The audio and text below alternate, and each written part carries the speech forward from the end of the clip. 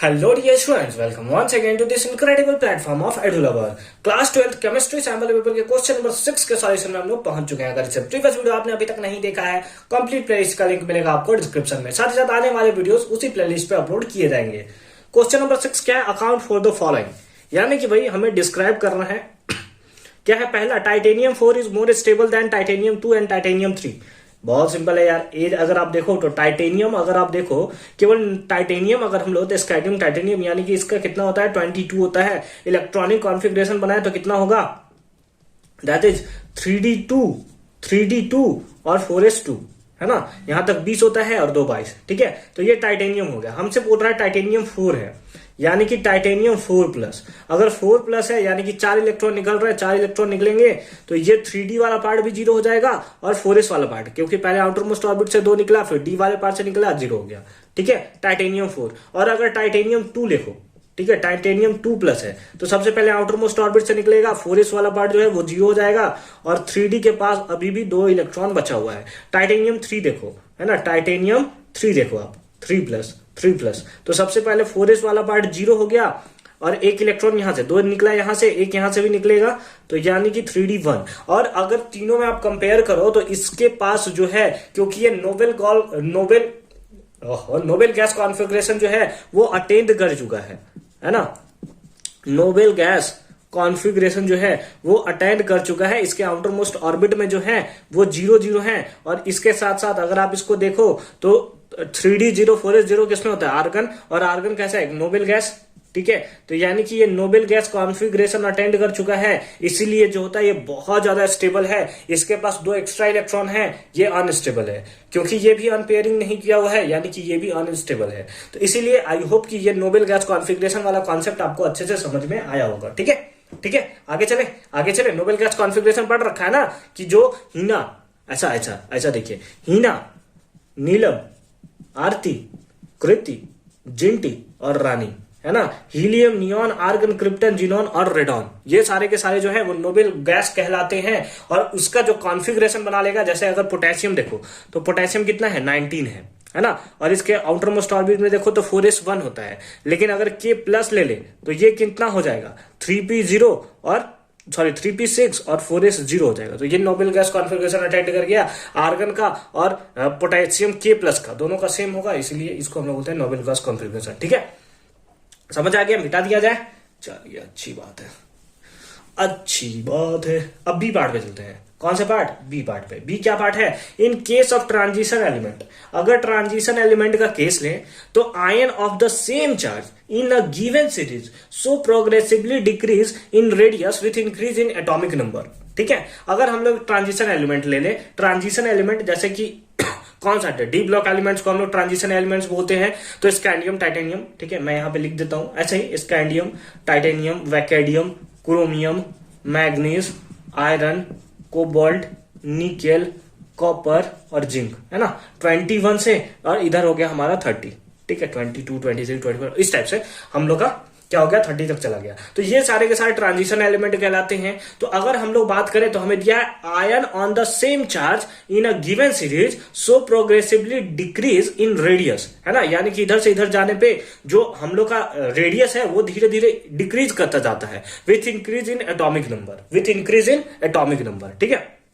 देखो यहां पे समझो, ये हमारा क्या हो गया? फर्स्ट, ये हमारा लेडा सपोज न्यूक्लियस है, ये सारा का सारा पार्ट हमने न्यूक्लियस बना लिया।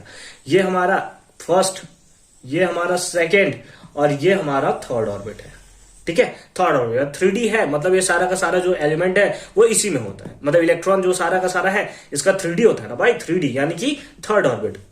एंड के वैल्यू को तो ये बताना, ये तो ऑर्बिटल है आपका, ठीक है, अच्छी बात है, यानी कि थर्ड ऑर्बिट में। तो अगर इसको हम लोग अच्छे से समझना चाहें तो ये क्या है? Positive charge. ये हमारा सारा का सारा कौन सा पार्ट है? न्यूक्लियस वाला पार्ट है ना। इसके अंदर प्रोटॉन भी है, इसके अंदर न्यूट्रॉन भी है, हालांकि वो अलग चैप्टर है, मतलब वो अलग कॉन्सेप्ट है, उसके बारे में बाद में बात करेंगे। तो हमसे पूछ रहा है कि जैसे जैसे एटॉमिक नंबर बढ़ता जाता है, यानी कि पहले अगर 21 इलेक्ट्रॉन था, फिर 22 इलेक्ट्रॉन हुआ, मतलब 1 इलेक्ट्रॉन बढ़ा, तो रेडियस हम लोग का घटता जाता है। इसका रीजन क्या होता है? इसका रीजन देखिए, क्योंकि इलेक्ट्रॉन इधर है, अगर इलेक्ट्रॉन यानी कि एटॉमिक नंबर बढ़ रहा है तो प्रोटॉन भी बढ़ेगा, है ना। जो ऐसे कि अगर हम लोग देखें तो एटॉमिक नंबर जो होता है यानी कि जेड जो होता है वो पी और ई दोनों के इक्वल होता है, यानी नंबर ऑफ प्रोटॉन और नंबर ऑफ इलेक्ट्रॉन के इक्वल होता है। यानी कि जैसे जैसे इलेक्ट्रॉन बढ़ेगा वैसे वैसे यहाँ पे प्रोटॉन भी बढ़ेगा। और अगर हम लोग इलेक्ट्रॉन बढ़ते जाए, जैसे स्कैंडियम है, स्कैंडियम है 21 इलेक्ट्रॉन है, तो let us suppose outermost orbit में अभी 1 इलेक्ट्रॉन, ऐसा सपोज कर रहे हैं हम लोग, ठीक है। तो अगर 1 इलेक्ट्रॉन है तो ये क्या करेगा, क्योंकि इसके पास टोटल कितना है 21 इलेक्ट्रॉन है, टोटल 21 इलेक्ट्रॉन। स्कैंडियम में कितना होता है 21 एटॉमिक नंबर, तो इसका इलेक्ट्रॉन कितना होगा 21 इलेक्ट्रॉन, तो इसके पास 21 प्रोटॉन भी होगा।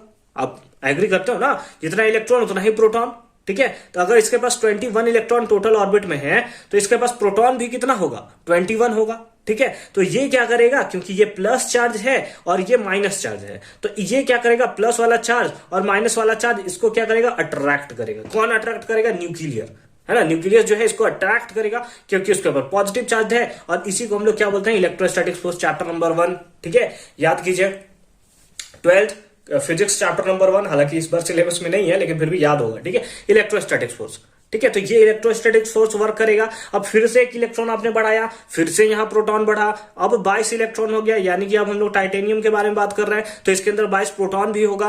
अब भी जो चार्ज है वो इसको खींचेगा, साथ ही साथ एक पुअर शिल्डिंग इफेक्ट भी वर्क करेगा। शिल्डिंग इफेक्ट क्या होता है कि जैसे इलेक्ट्रॉन यहां पर भी है, इस ऑर्बिट में भी इलेक्ट्रॉन है, इस ऑर्बिट में भी इलेक्ट्रॉन है, तो ये इलेक्ट्रॉन और इलेक्ट्रॉन भी तो आपस में रिपेल करेगा, यानी कि ये एज अ शिल्ड काम करता है। भाई तुमको हम घुसने नहीं देंगे अंदर, हम ना तुमको घुसने नहीं देंगे, ठीक है। ये शिल्ड की तरह बना देता है कि नहीं भाई, जो इधर से इलेक्ट्रॉन आएगा उसको हम घुसने नहीं देंगे। क्यों, क्योंकि इलेक्ट्रॉन इलेक्ट्रॉन के बीच में रिपल्सन हो रहा है। लेकिन क्योंकि ये अभी थर्ड ही ऑर्बिट में है, यानी कि अभी न्यूक्लियस से नजदीक है, तो जो इलेक्ट्रोस्टैटिक फोर्स होता है वो बहुत ज्यादा होता है।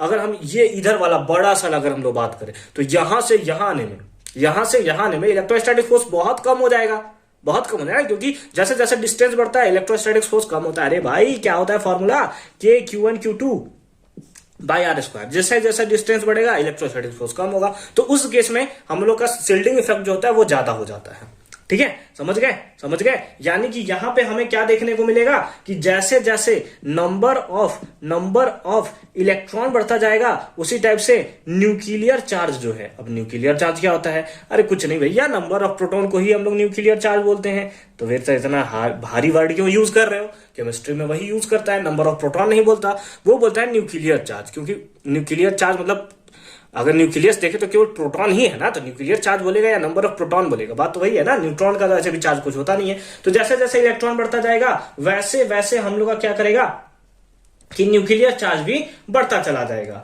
लेकिन हमें यह भी पता है कि यहां पे ट्रांजिशन एलिमेंट अगर हम लोग बात करें तो पुअर शिल्डिंग इफेक्ट होता है। कैसा होता है, पुअर शिल्डिंग इफेक्ट होता है। लेकिन इलेक्ट्रोस्टैटिक फोर्स जो होता है उस कंपेयर में अगर हम लोग बात करें तो इलेक्ट्रोस्टैटिक फोर्स जो होता है वो बहुत ही ज्यादा हाई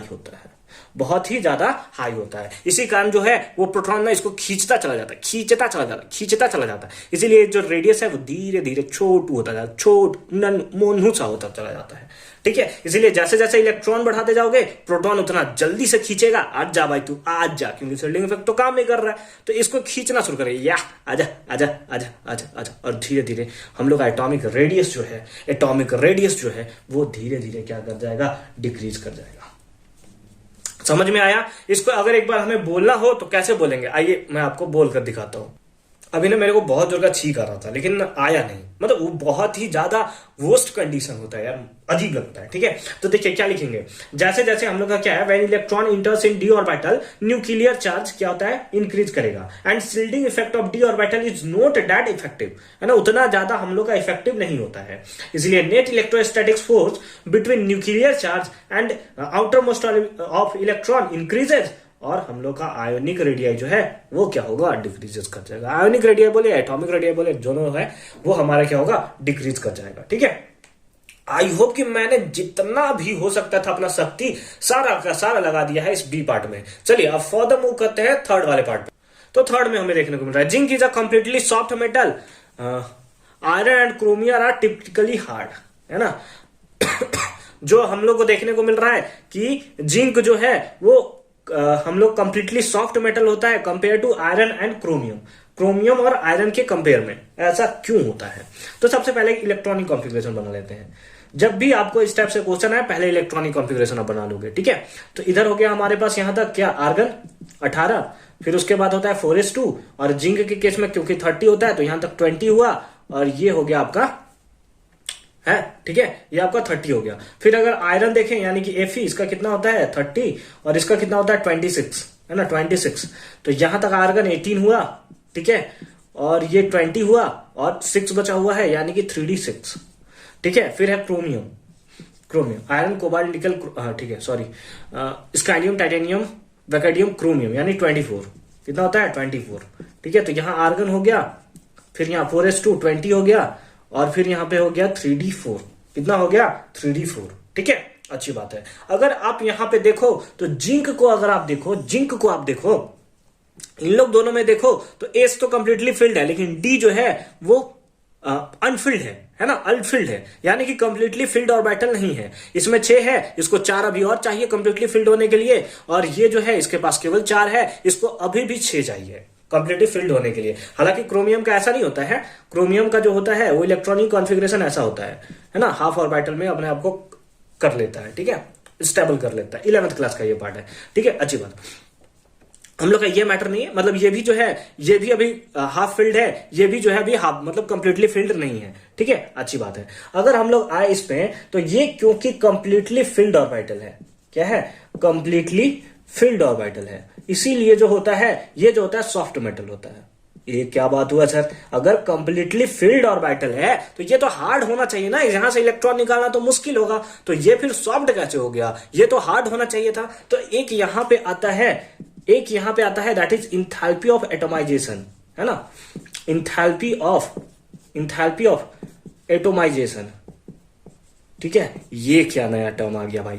देखिए मैं आपके बात से सहमत हूं कि जिंक जो है वो कंप्लीटली फिल्ड है तो हार्ड होना चाहिए था, लेकिन ये जो होता है वो क्या होता है कि सॉफ्ट मेटल होता है, जबकि इन लोग जो है वो टिपिकली हार्ड होता है कंपेयर टू जिंक। इसका रीजन ये होता है क्योंकि यहां पे इंथैल्पी ऑफ एटमाइजेशन जो होता है वो बहुत ही ज्यादा हाई होता है, जबकि इंथैल्पी ऑफ एटमाइजेशन इस केस में बहुत ही ज्यादा लो होता है, और जिस कारण से हम लोग को क्या मिलता है कि जिंक जो होता है वो हम लोग का सॉफ्ट मेटल होता है, ठीक है, आपके सारे बात से सहमत है। लेकिन ये तो बताओ कि इंथैल्पी ऑफ एटमाइजेशन क्या होता है। इंथैल्पी ऑफ एटमाइजेशन दिमाग खराब करके रख दिया। इंथैल्पी ऑफ एटमाइजेशन ये होता क्या है, इंथैल्पी का मतलब होता है एनर्जी, और एटमाइजेशन मतलब एटम में सेपरेट होना, ठीक है, यानी कि एटम में सेपरेट होने के लिए जो एनर्जी प्रोवाइड करना पड़ता है that is enthalpy of atomization, ठीक है। इसको हम लोग सिंपल फॉर्म में समझते हैं। लेट अस सपोज एक हमारे पास कंपाउंड है NaCl, ठीक है, NaCl का आपने रिएक्शन करवाया